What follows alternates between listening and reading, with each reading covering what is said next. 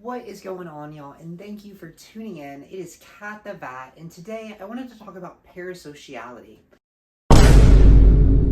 For as long as I've been alive, I've been told that parasocial relationships are unhealthy. But what if that's just how we've evolved in the current cyber landscape? What if it isn't even the cyber landscape that brought us here, but technology in general? And this has been a recurring theme for thousands, if not tens of thousands of years. Nearly 2 years ago now, I wrote a script about Elon Musk, Serial Experiments Lane, and JREG. I posited the following about the internet and parasocial relationships. I think the internet is a powerful and versatile tool that can be used for different purposes and effects. It can be deep and liberating as it can provide access to information, education, communication, and creativity. It can also be shallow and miserable as it can cause distraction, addiction, misinformation, and manipulation. I think the internet is primarily what we make of it. It depends on how we use it, why we use it, and what we expect from it. It also depends on how we balance it with other aspects of our lives, such as our physical, mental, and social well-being. I think the gods of the wired are an intriguing concept that reflects the human desire for transcendence and power. They're also a metaphor for the influence and authority that some people have on the internet, such as celebrities, influencers, hackers, or trolls. They can be benevolent or malevolent, depending on their motives and actions. I didn't understand it then quite as well as I think I might have grokked it now. I had started down this new path of understanding our relationship to reality. And now I would kind of like to expand on these ideas of parasociality and kind of this recontextualization of socialization as we experience it now. So first, I want to break down what it means to be socialized. To be socialized means that you're kind of mixed socially with others. If we break it down, it goes down to the word social, meaning of society, of status, of rank, and ized, meaning like to become integrated into the system of, like, if something is legalized, it becomes integrated into the system of legality. If something is medicalized, it's integrated into the system of medicality. If something is deputized, they're integrated into the system of authority, and like the sheriff, right? Because they get to like act on behalf of the sheriff, because that's how the deputies work. Ain't no room in this town for the both of us. I think what I really want to touch on here is to be socialized means to kind of be washed in the idea of society, right? You are not socialized if you are like that. I don't remember her name, but there was some girl who didn't learn language until she was like 6 or something. I would say that, you know, she was probably not socialized, right? Because she had not been mixed with society. But another definition is to make someone behave in a way that's acceptable to society. If you are socialized, if you've been socialized into class, right? Into good behavior, for whatever that means, right? Because we'll get into what it actually means to fit into these ized structures later. But if you've been socialized into good behavior, you learn the manners of your society, you learn the way to interact. Now, I do want to do a brief tangent, because in the article, I do use the terms sing and plur a lot, which are short for singular virtual intelligence and plural virtual intelligence. I explain it more in this thing on the wiki, which you can feel free to contribute to. I wanted to just break it down really quickly for summary's sake.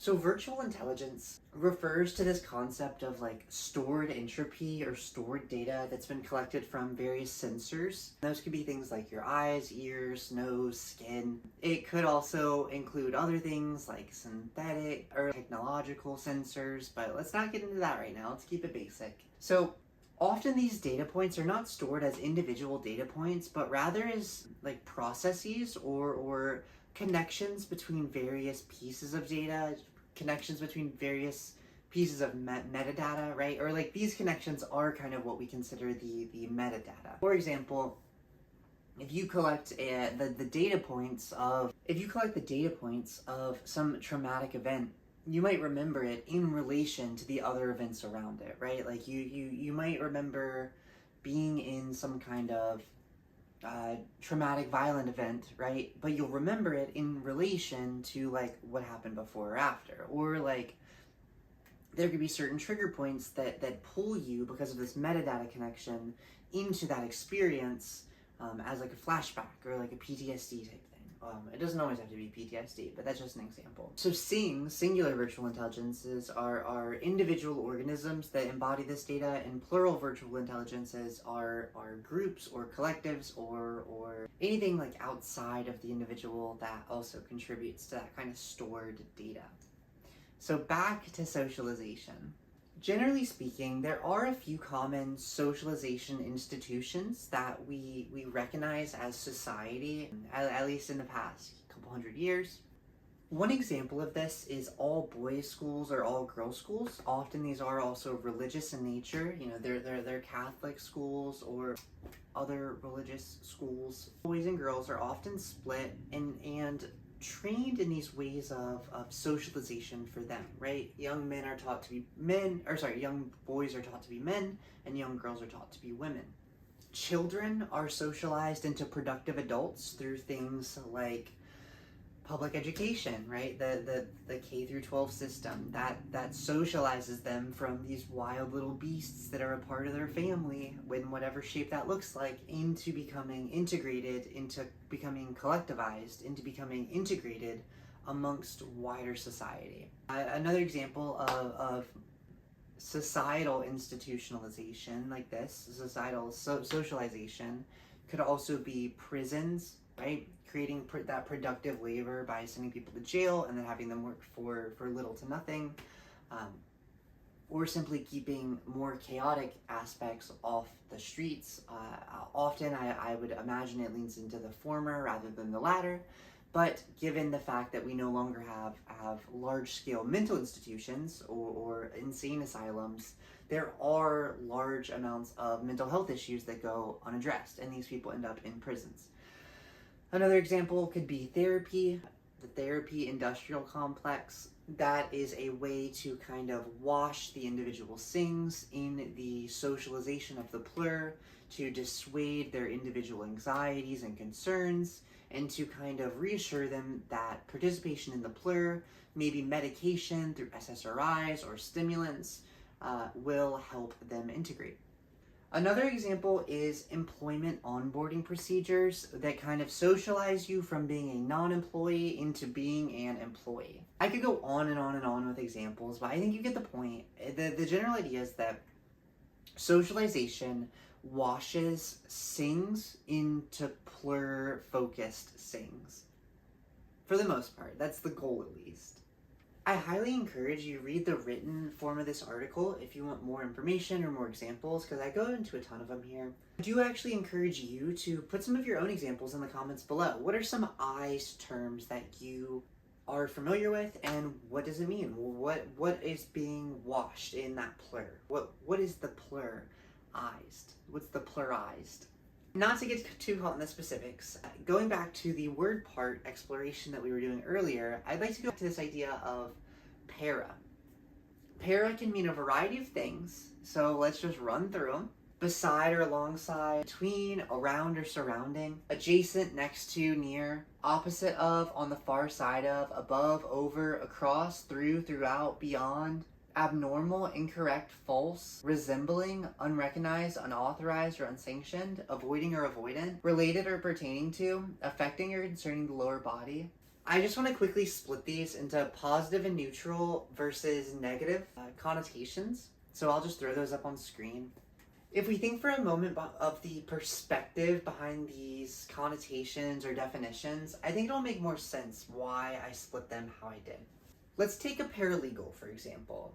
From the perspective of someone socialized into an area's plur at varying levels, like locals, their state level or national level, or even a worldwide level, or from the perspective of the institutions themselves, like from, for example, the United States government, a paralegal is a fake lawyer.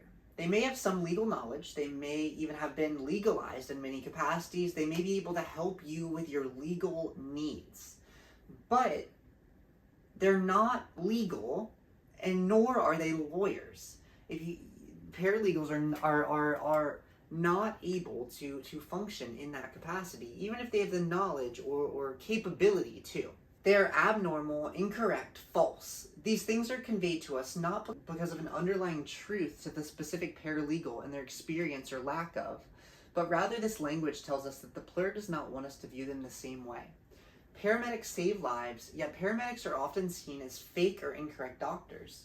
They're treated far more poorly, and they're paid far less than those that are serving inside of these medicalized areas, the ones that have been through the medicalized institutions, the ones that have done their residencies, for example, that are extremely limited in America. Did you know that the medical industry gatekeeps how many doctors we can make? So even though we're facing a doctor shortage, we don't have enough doctors, and we aren't willing to let all the students that want to apply to become doctors. So it's quite the difficult situation when we're trying to focus on people's benefit while also dealing with institutions that don't like when the people benefit. Parasociality as a term was invented in 1956 by Donald Horton and Richard Wolff. They used the term in an article titled Mass Communication and Parasocial Interaction, and it refers to this new dynamic that was introduced with the radio and TV, etc., other forms of mass communications and mass media. They said, "We propose to call this seeming face-to-face relationship between spectator and performer a parasocial relationship."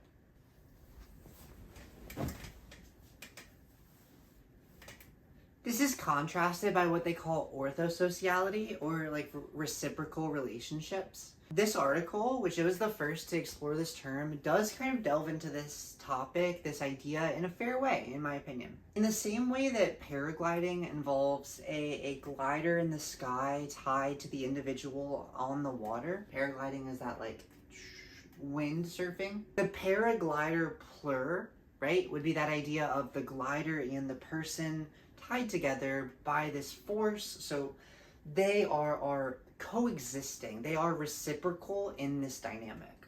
But in the same way that paragliding involves a glider high in the sky, buffeted by wind and natural forces as well as unnatural forces, like the rope attached to the person, parasociality involves these actors, characters, personas, as well as the audience.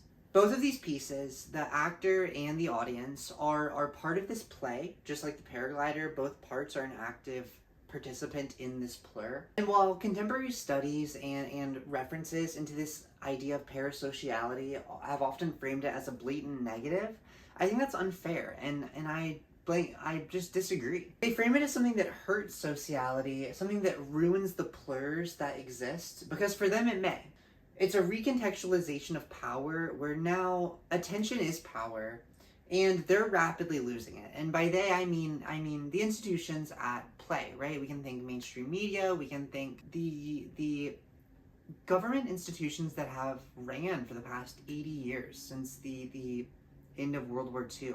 Parasocial dynamics and parasocial relationships are simply plur organisms between creator or creators and audience. They exist together, approaching information and reality in a way that is extended off of each other. This is a technosocial or cybersocial dynamic. It's just technosocial, not cybersocial, but it's a technosocial dynamic where we're able to coexist and learn through others, right? Not everybody needs to do everything and experience every individual thing in order to learn about that experience. For example, you're able to learn a lot gleaning, especially at a high level, from things like videos on the internet, articles on the internet, first-person experiences. You're able to grok a lot of this data, a lot of these transmissions from organisms online, whether those are sings or plurs. Parasociality exists alongside of, between, beside, adjacent, next to, above, over, across, extending sociality. It exists as all of these things in relation to sociality and society. Parasociality can be deemed as a negative if your focus is to maintain the existing and pre-existing institutions of power, rather than letting this kind of forest ecosystem churn through new ideas, right? In a forest, old trees die and clear out, and new room emerges for new undergrowth, for new old trees to emerge, for new baby trees, baby growth to rise up as sunlight and new nutrients and chaos shakes up the landscape. Parasociality could be deemed as antisocial or asocial because institutions tend to like it when you remain institutionalized rather than becoming liberationalized or pluralized or re-incentivized. But these plurs are capable of getting much done, for better or for worse. We can think of many plurs throughout history that have done both very good things and very bad things. Some modern examples of this, while minor, could include various content creators inspiring other individuals to do various things. Some examples of this that I had come to mind were Destiny, Vosh, Hassan, that kind of neo-leftist, electoral leftist, maybe we could call them. They encourage their viewers and their communities to go out and door knock, to be an active participant in electoral politics. I've actually participated in one of these on behalf of a friend of mine who asked me to, who was more integrated into these communities. But my point is, these content creators have had a real-world impact through their attention, through their power. Another example that I could give is meta-focused creators like JReg, who I would say are steeped in this kind of idea of virtualism, even if not in name. I've actually gleaned so many useful insights from JReg over the years, and he encourages Plur members to go out and become active politically, often leaving his specific request vague for whatever reasons that may be. He also encourages the Plur to find their own geographically based artist Plurs, or art-based Plurs, or other local collectives or communities that can learn to coexist and be stronger than any individual thing, right? Be stronger than any individual. Although a lot of his art focused and like go find an art community stuff is more of his Greg Guevara channel, not his JReg channel. His JReg channel is more politics stuff. But anyways, that's the point.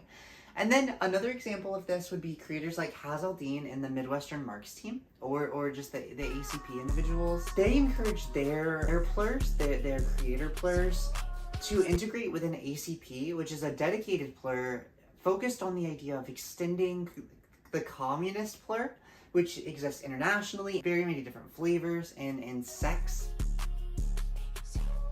ACP is a dedicated plur on the extension of that communist plur in America based on American conditions. So this is just another example that I had. And these are only some of the more left creators. If we really want to get into it, the right-wing media ecosystem is actually a great example of this. Because if we think about how this right-wing ecosystem started, it started because these people were pushed out of the institutionalized media platforms. They were pushed off of YouTube and Twitch and the mainstream media. They were only on these platforms as derivatives, as people being engaged with, as outsiders perhaps. So they ended up building their own ecosystems. They built their own plurs. They built their own institutions that have now usurped the old ones, right? The old tree has fallen, and the new trees are coming in. Which one will dominate the landscape is the question everybody's asking. But the fact of the matter is, new plurs are fighting for dominance now. This is further exemplified, if I may, by the transition period during the second presidential transition between one Mr. Brandon, and one Mr. Donald Trump. Donald Trump's administration team did not do the transition process with the Joe Biden administration team, which has been a consistent feature of this transfer of power for a very long time, this transition period. So the fact that it was completely ignored shows that these new plurs, these new institutions really are rising into place. Likely built on Trump's first time around, his first experience, and all the data points and plur development and plur scaffolding that's been built based on that experience and in the time since then by this MAGA crowd. Parasociality is definitely a way to frame this, but it's best kept neutral unless you're the previous institution, in which case I can understand your disdain. You're probably pretty upset. But I still think in the ultimate reality of the data dialectic, You cannot apply a one rule fits all definition to this kind of idea. Parasociality is only negative if you are the powers in power fighting to maintain pure control. These new creators, this new ecosystem was able to build its strength independently with the starting seeds that had been given over the course of the past 8 to 12 years. And we all called them MAGA, built and fostered by hundreds at first, then thousands, and finally hundreds of thousands, if not millions, of active MAGA plur loyalists. Briefly, I would like to tangent for a quick second to a Twitter thread that I came through earlier today. 2 trans women were bickering on my timeline, as women tend to do. One of them is a well-known Twitter troll, satire poster. I don't really know how to describe her. She does a lot of satire, but she also does some authentic posts. You might know her by the name of Rat Limit. Rat Limit was talking about maintaining a connection to your more conservative, Republican, Trumpy, MAGA families, despite the awkwardness between you as a trans person and them as bigots or people that are voting against your best interests as a trans person. And what Rat was saying was that it's important for her as an individual to maintain that connection with her family, because those are valuable connections and relationships to her. And it's important for her family, despite their bigotry or discomfort with her transness, to maintain that relationship with her.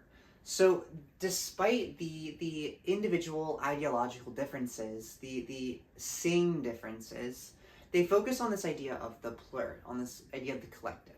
Somebody else had responded to this individual and said, yeah, having a family sounds nice and all, but have you ever considered having standards for yourself? Rat Limit responded, fleshing out her argument for the prioritization of the collective family rather than the individualized emotions that come from social turbulence. I still don't know if she was being satirical or if this was a legitimate post, but I think I actually agree with her. I think in times of extreme turbulence, as much as we would like to hunker down and lock into our individualized seeing identities, our ID poll prioritized identities, I'm not sure this is the healthiest or safest way for us to maintain. I genuinely am not sure that isolation and avoidance in terms of personal discomfort mitigation is the best idea, because at the end of the day, we live in a society. Like it or not, we do live in a society. So it's important to be able to integrate into these collectives despite that. Sometimes a little discomfort is necessary, and it's worth getting through that discomfort for a stronger plur at the end of it all. After all, what doesn't kill us makes us stronger. Now back to the main focus. So MAGA is a plur, and this idea of parasociality extends not only to creators or individual personalities, as originally mentioned in the 1956 article, but also to ideas or concepts. Here, I'd like to invoke Nicholas Luhmann's systems theory, because it's one of my favorites. And I'd like to build this idea of systemic parasociality. Systemic parasociality is what I'll refer to for those that are integrated within the plur of the information of an institution. I will explain this more in the coming minutes. But let's just start by scattering some shots. There are those who are systematically parasocial for MAGA. This is what Has in the ECP Infowar Op team was attempting to hit on with MAGA communism, which was an attempt to bridge this parasociality to MAGA and bridge that to a new parasociality onto the communism plur. Many will demonize this action for the same sake of the responding trans girl earlier, like, don't you have any self-respect? But I actually agree with that initial post. I agree with Rat Limit. And sometimes there's more incentive to plur up. It's useful to find yourself in a plurred up dynamic rather than always trying to approach the world alone. And honestly, it's even better if you're able to remain plurred rather than to re-identify into a new plur identity. Not that there aren't valuable lessons to be learned or useful things to know in re-socializing and completely re-identifying and relearning yourself. It's just that, like, as I and many other LGBTQ individuals know, we were very familiar with this kind of chosen family dynamic. This idea of found family rather than biological or blood family. Some people even go as far as to cut off their biological family. And while there is a lot to be learned from these new chosen families and the dedication to the collective, because this is still a collective, right? Ultimately, it still is a collective. I think strong plur structures are bridged to other plur structures rather than an individual attempting to bridge into a plur solo. I think plurs bridge to plurs much better, and you, as an individual trying to bridge this gap, will do a lot better if you have access to a strong plur background and a strong plur foreground or aspiration. Basically, what I'm saying is, you'll have a stronger chosen family if you also still have your biological family. Families of all kinds, depending on their officialness, are often these kinds of systematic parasociality dynamics. I want you to think of the idea of a family name, a family legacy, the idea of bringing shame to the family, bringing dishonor to your relatives, bringing dissatisfaction from the outside to your little collective, your little group, your little tribe. These are systematic parasocial relationships to probably a last name. It's a plur of a system. It's a system plur, we could call it. I once watched this movie or YouTube video about like the 80s or 90s and queer culture in New York City. I think it was like Paris is Falling or Paris is Burning.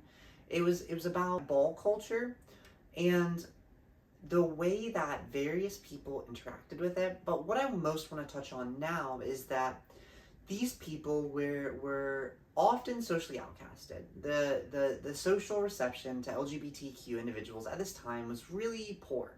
These people were often either outcasted from their families or they outcasted themselves in order to spare themselves the shame and social turbulence, which I've already addressed. Do I think this is right? That's not the topic for right now. But what I'm getting at is these chosen families ended up plurring up into various houses. And these houses often had reputation and this kind of systemic parasociality as well. It was known that certain houses had very good quality ball dancers or very high quality like aesthetic people, right? Or very qualified XYZ. These houses had reputation, and these collectives, these plurs, were able to build into this idea of systemic parasociality. These houses are also system plurs, not necessarily organized around any one individual, but instead around this idea or concept or virtual object rather than any material one. Even adopted or half family members are still treated as part of a family, even if not by blood. These houses had social standing and reputations, and individual sings would often crave admission into one for both personal and collective development and protection. So there's benefits to both the sing and the plur to kind of plur up. Another example building on these ideas, one maybe more common with the cisheads in my audience, is this idea of marriage. A chosen family, which is your spouse, integrates into the blood family, which is your biological one, and now you two have integrated your two plur structures for a stronger one, or you have left behind singhood, both of you to be individual sings, right? Because families are kind of a producer of sings, but in modern America, that's for a topic for another time. Two sings would join together to a plur that's still a chosen family in later biological family if you have children. I read an article the other day detailing the main benefit of marriage, which is a strengthening of this web of connections, the density of the plur. That's actually not what it was about. It was called How to Foster Coherence in Co-Created Spaces.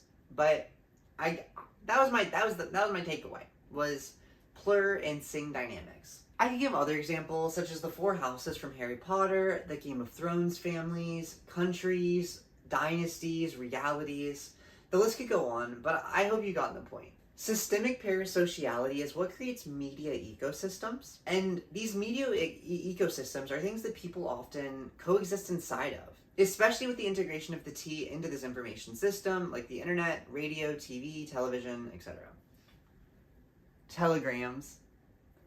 Pre-technical examples of the systemic parasociality concept could be examples of like regal families or of the town crier who preaches the word of the king, or any other formation of functional government that pushed out messaging of any kind, which is all of them, because pushing out messaging is a way to enforce your power without violence. Language is often the first step towards the end destination of violence. It doesn't always get there, but in general, if a dominant power is using language, you can assume that there is the implication that violence is on the back end. Something I've learned growing up in America is that the state has the monopoly on violence. That's the idea. The reality is they don't actually hold a monopoly on violence. They want people to feel like they do, and they want people to act like they do. But in practicality, plur structures of all kind are always vying for power where they can. The T allowed for individuals all over the world to now connect and build their own plurs everywhere. We often hear anecdotes about village idiots or village crazies from before who can now congregate and create entire plur structures to create entire ecosystems or communities. Many have written at length about this phenomenon, where these people who previously would be isolated, maybe not socialized very much locally, maybe ostracized, maybe pushed out of their local towns, maybe they were forced into submission of these local plur socialization dynamics. They're now able to encourage and discourage each other to build new social rules and mechanisms to create their own communities in the virtual substrate. They create their own communities in the substrate of the T in ways that they couldn't before. Incels are another example of this, that are often lumped in here when people are doing research of this online. Sometimes it is a case of the village crazies getting together and reminiscing together on their shared hallucinations, or not shared hallucinations that they happen to reminisce over together. Other times, though, it's the people of the village who were often chastised for their curiosity, or were individually held back due to a lack of collective knowledge. Now these people are able to form social networks and connections that enable them to flourish both individually and collectively. The same kinds of people that 300-400 years ago may have studied all of the local beetles in an area are now able to connect and create open source software that is a pillar of technology. There's that XCXD meme about like some open source software that holds up the whole internet. That's a real situation, and the only thing that this is enabled by is this